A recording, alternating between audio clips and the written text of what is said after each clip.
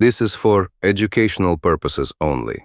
Our instructor, Mr. Roldan Ardinis, grants us permission to use this as educational material.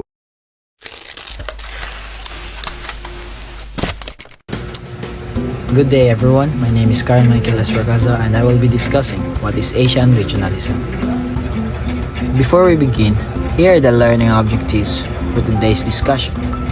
By the end of this presentation, we should be able to differentiate regionalization and globalization, identify the factors that promote Asian regional integration, and analyze how Asian countries respond to the challenges of globalization and regionalization.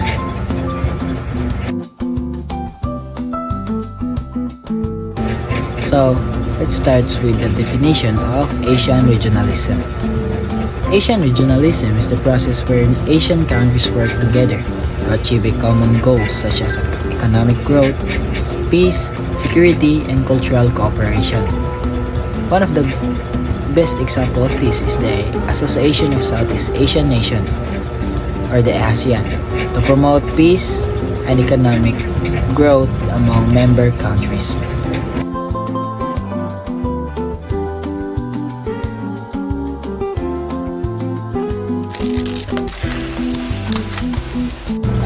Next, we have the localization.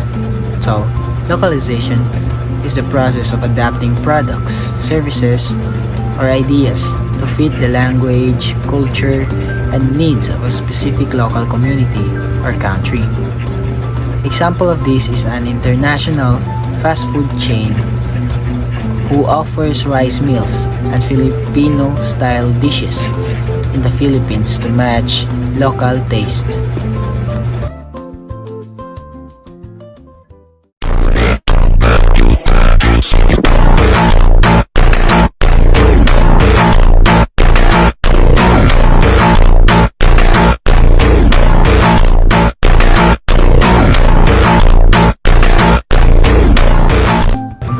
So, you may ask, what's the difference between regionalization and globalization? Well, regionalization focuses on cooperation and integration among countries within the same region, like ASEAN countries. In globalization, it involves the worldwide exchange of goods, services, ideas, technology, and culture among countries across the globe, which, in short, regionalization have limits or boundaries, while in globalization, it don't have any boundaries at all.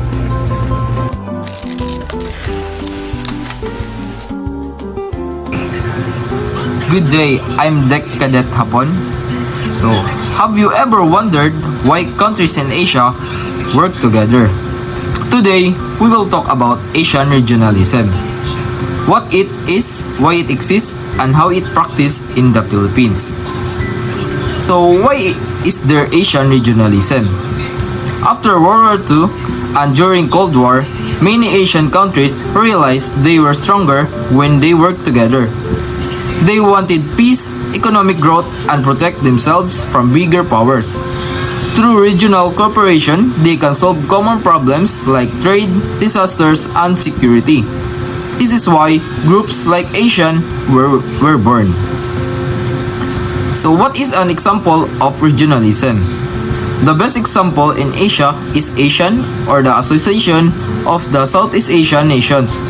It was founded in 1967 by the 5 countries: Indonesia, Malaysia, Philippines, Singapore, and Thailand.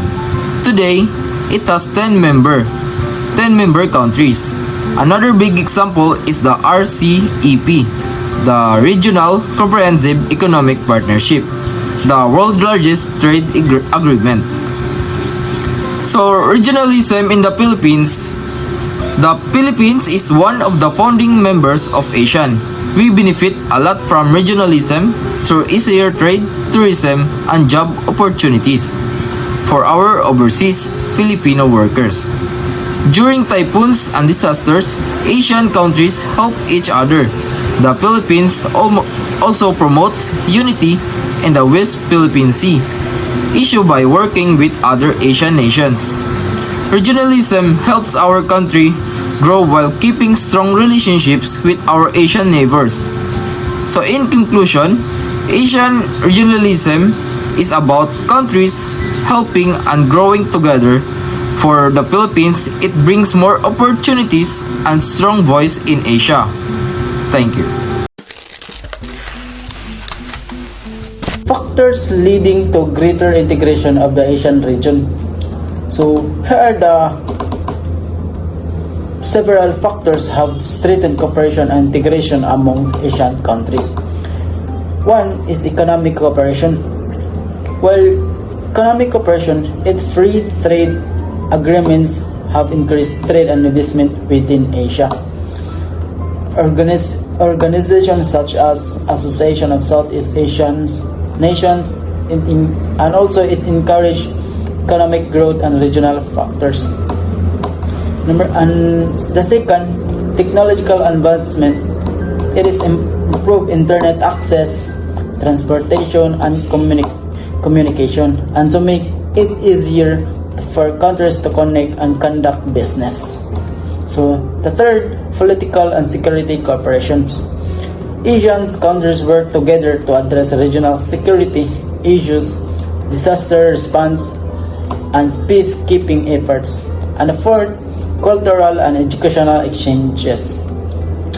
So in speaking of cultural and educational exchanges, student exchange programs, tourism, and cultural events strengthen understanding among Asian nations.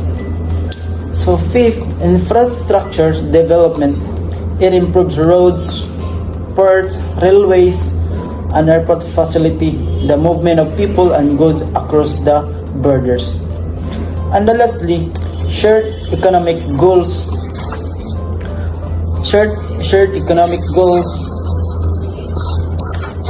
and it is a many Asian countries to increase competitiveness, attract foreign investment, and improve living standards through regional cooperations. Good day everyone, I am Det Cadet Estremos and I will discuss the advantages and disadvantages of regionalism. First, let's talk about the advantages of regionalism. The first advantage is promoting economic growth. Regionalism encourages trade and investment among neighboring countries, creating more opportunities for business and improving economy. Second is strengthen cooperation. Country works together to solve common problems such as security, transportation, and environmental issues. Third is preserving cultural identity. It helps communities protect their tradition, language, and costume while respecting cultural diversity. Fourth is improving political stability. Through cooperation and dialogue, countries can maintain peaceful relationships and reduce conflict.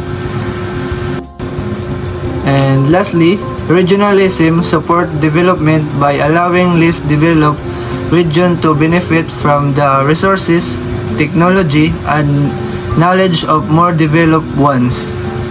Now let us discuss the disadvantages of regionalism.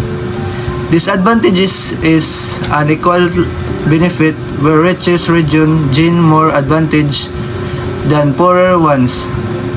Another is conflict of interest since countries may have different priorities. Regionalism may also reduce national unity of people become more focused on their region than their country. Some countries may become too dependent on other regions for trade and resources. Now, let us discuss the factor of regionalism. Regionalism is influenced by several factors including geographic proximity, which make trade and communication easier, and cultural similarities such as a shared language and tradition, economic interests, which encourage trade and investment, political cooperation to maintain peace and solve common issue security concern, such as terrorism and natural disaster. Historical connection that strengthen regional unity, and environmental challenge that require countries to work together to protect shared resources. Good day everyone, this is Decadent Alden Campogan. So today I will tackle about the new regionalism. So new regionalism refers to the modern of regional cooperation that became popular after the Cold War. So unlike the traditional regionalism, which mainly focused on politics and security, new regionalism covers many areas. These include economic integration, trade and investment, environmental protection, education, technology, health, tourism, and disaster management. New regionalism also involves cooperation not only among governments but also with businesses, universities, and civil society organizations. So this is the few characteristics of new regionalism. So first is more open to global trade, encourages free movement of goods and services, promotes regional competitiveness, supports sustainability, development, and involves many sectors of society. Example, like Asian promotes not only trade but also education exchange, disaster response, environmental protection, and tourism. I will also tackle about the impact of regionalization to globalization. So, regionalization and globalization are connected. Regionalization allows countries to become stronger together before competing in the global market. So, here's the positive impacts. Increased trade. Regional agreements make trading easier and cheaper. Second is economic growth. Businesses expand, investment increase, and more jobs are created. Third is better cooperation. Countries solve common problems together, such as climate change and healthy emergencies. So fourth is improved technology. Countries share knowledge, technology, and innovation. Fifth is stronger global. Competitiveness. Regional groups became more competitive in the world economy. So the challenges is regionalization also has some disadvantages. Smaller countries may struggle to compete with larger economies, and some industries may suffer because of increase. And economic problems in one country can affect neighboring countries. And also the differences is national policies can sometimes slow cooperation. Thank you. And